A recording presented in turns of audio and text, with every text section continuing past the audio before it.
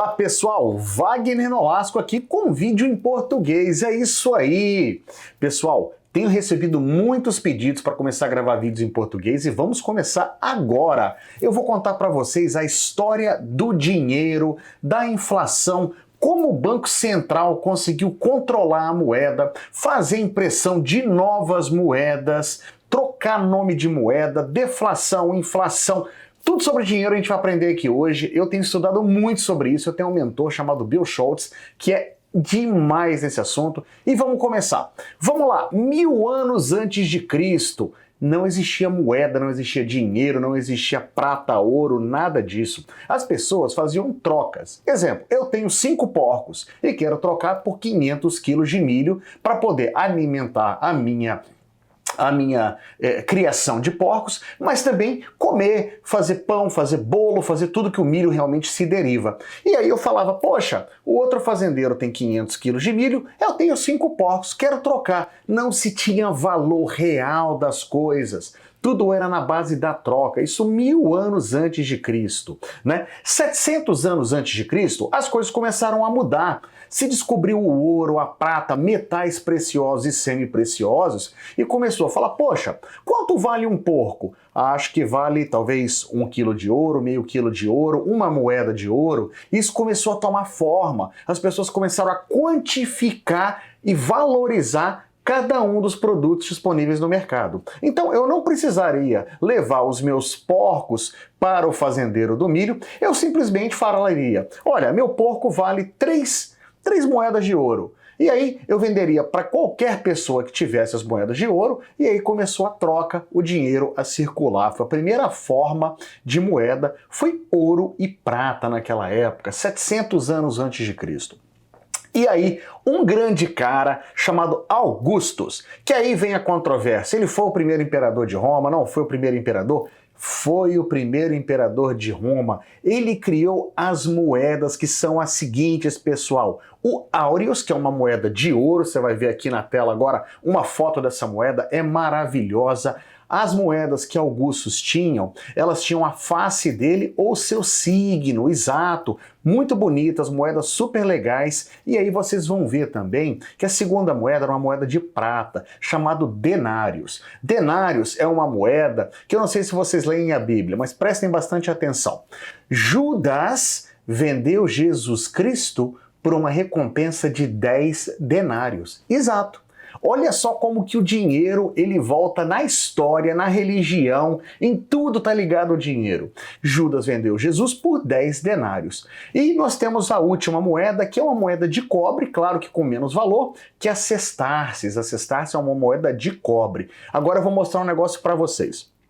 Eu ganhei um presente de um amigo que é uma moeda verdadeira, é uma denários, eu vou ler para vocês. Essa moeda foi circulada entre 27 antes de Cristo e 14 depois de Cristo. Olha que moeda linda, vou dar um zoom para vocês, é uma moeda verdadeira. De um lado ela tem a face de Augustus e do outro lado ela tem o signo de Capricórnio. Isso aqui é uma peça de museu que me foi presenteada por um grande amigo, meu mentor, como eu falei para vocês. Então assim, é uma honra ter parte da história. Imaginem vocês, pessoal, que Jesus Cristo foi vendido por 10 moedas dessa. Essa moeda fica no meu escritório, eu guardo com muito carinho porque faz parte da história e eu ganhei porque eu já fiz essa série em inglês, né, a história do dinheiro, e agora a gente está entrando em português. Então vamos recapitular isso aqui com vocês. 1000 anos antes de Cristo, troca, não existia moeda, não existia nada, troca, troca, troca. Fazendeiros trocavam comida, trocavam animais por mantimentos, enfim, troca. 700 anos antes de Cristo, ouro, prata e o cobre entraram realmente na história. Só que sem muitas realmente standards, não existiam standards. Júlio César, por um outro lado, o que ele fez? Ele criou uma moeda reconhecida em toda a Europa, em todo o Oriente Médio, em toda a Ásia. A moeda do Império Romano, com a cara de Augustus, ela era reconhecida em qualquer de outros países como moeda de troca. Isso, se você colocar como o dia de hoje, é o dólar. O dólar hoje ele é comercializado, os commodities mundiais hoje são aceitos e precificados em dólar, que eram as moedas do Império Romano na época de Augustus. Olha que legal você viajar 700 anos antes de Cristo, depois você vai para 27 anos antes de Cristo e 14 anos depois de Cristo para você trazer para o dia de hoje as comparações do dólar, das moedas do Império Romano. Olha que legal, né? E aí foi criado os grandes bancos centrais, exato, para fazer a impressão, para fazer o controle, para poder ver realmente a veracidade das moedas. E aí a gente entra num tópico extremamente delicado. Como é que você pode desvalorizar, Wagner, ouro, cobre e prata?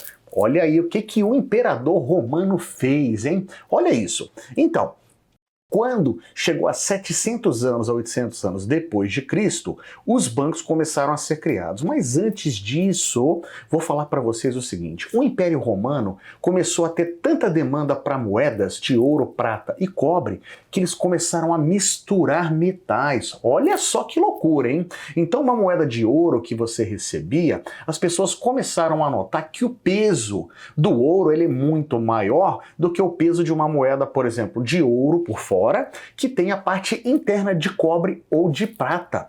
Exato! E as pessoas antigamente, antes de Augustus, elas mordiam os pedaços das moedas para tirar pequenos pedaços dos metais preciosos e fazer novas moedas com isso. Olha que loucura! O pessoal lá naquela época já queria mais ou menos tirar um proveito do sistema, né?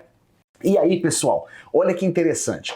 Augustus e os outros imperadores que tiveram a sucessão, eles começaram a fazer moedas com menor valor. Então, por exemplo, a denários, que era de prata, ela tinha uma parte interna de cobre, só a parte de fora de prata. A áureos, claro, que era toda de ouro, ela tinha parte de prata, cobre interno, com a face de ouro por fora. O que aconteceu? A moeda perdeu a credibilidade. A hora que isso começou a correr o mundo, imagina você ter uma moeda do Império Romano, que era a única forma de moeda reconhecida mundialmente na época, perder a sua credibilidade. Perdeu a credibilidade, ninguém mais aceitava a moeda do Império Romano. Olha que loucura, porque eles começaram a desvalorizar a moeda. Será que isso também faz com uma conotação nos dias de hoje? O dólar, quando começou o real, era 1 por 1. Quem lembra disso? Eu lembro. Olha só, hoje nós estamos quase em 5. Olha só a depreciação, a desvalorização, a descredibilidade das moedas, hein? Olha o que tem acontecido. Vou contar uma coisa interessante para vocês. O dólar, até 1971, ele era todo embasado em ouro, ou seja, o governo americano tinha todo o valor em dólar que era emitido em ouro, na mesma quantia, guardado nos seus grandes histórias de moedas preciosas, né, de metais preciosos, Fort Knox, que é muito famoso sobre isso também. E Nixon, presidente Nixon americano, em 1971, ele desvinculou o dinheiro, a moeda, com, vocês vão ver aqui embaixo também, uma nota de dólar antes de 1971 e depois de 1971, que ela não é embasada, não é garantida por ouro, tá, pessoal? Olha só, hein? O que aconteceu lá atrás voltou a acontecer novamente em 1971. Eu não era nascido ainda, não vou falar a minha idade, mas olha como é que a história repete, a história se repete, né? Vou entrar para vocês agora na história dos bancos. Como é que começou os bancos? Com a desvalorização e a credibilidade das moedas, as grandes famílias da época, por exemplo, as famílias italianas, né, chamada Medici. Se você for a Veneza, Veneza era casa de grandes bancos. Furras, que era uma família alemã. Rothschild, que era uma família inglesa. Para você ter ideia, até hoje, os seus sucessores da família de Rothschild, desde os anos 700 e 800 depois de Cristo, ainda vivem das fortunas acumuladas por essas famílias. Olha que loucura, hein? A história do dinheiro. Então a gente vai para 700, 800 depois de Cristo. O que eram os bancos? Eram famílias com muita credibilidade, que um exemplo, Wagner, tinha 1000 quilos de ouro, eu depositava essa moeda em um banco que era controlado por uma família de extrema credibilidade, e essa família me dava uma carta, que é um atestado dizendo que o Wagner Nolasco havia depositado 1.000 quilos de ouro em seu banco, e que aquela carta tinha uma face, um valor de face, para que se eu fosse comprar, por exemplo, um navio de soja ou um navio de trigo, alguma coisa que eu precisava para a minha indústria, para o meu comércio ou para o meu consumo, eu não precisava levar barras de ouro, né, que eram mais transportadas e tudo. Então isso me trouxe o quê? Praticidade. Eu ia para outros países para importar produtos que naquela época, os spices, né, os temperos eram muito valiosos. Na verdade, um navio de canela e de cravo valia mais do que um navio de ouro. Olha que loucura naquela época, como era. Mas imagina você também, né? Você não explorava os temperos, uma carne só cozida naquela água, naquele negócio sem gosto. Meu Deus do céu, então as pessoas se apaixonaram pelos temperos, isso tinha muito valor agregado. E o ouro era muito pesado, muito difícil de transportar. Entraram os bancos com grandes famílias para dar credibilidade e veracidade. Olha como o nome era importante naquela época. Grandes famílias com muita credibilidade faziam cartas que internacionalmente eram reconhecidas. E essas famílias não mentiam, porque a credibilidade, o nome deles, era o que dava sustentabilidade aos bancos. Exatamente. Vou encerrar por aqui o capítulo de número 1 sobre a história do dinheiro. Agora, o que aconteceu na China? Vou lá para Marco Polo, nas batalhas com a China, e vou contar para vocês como é que, paralelo realmente ao Império Romano, a China simplesmente perdeu toda a credibilidade também da sua moeda, tanto ouro e prata, como moeda impressa. A China foi um dos primeiros países a usar moeda impressa, moeda de dinheiro. Tá bom, pessoal? Um excelente dia para vocês. Muito obrigado por me seguir. Wagner Nolasco aqui. Vamos contar a verdade sobre o que é o dinheiro. Abraço! Tenha um excelente dia.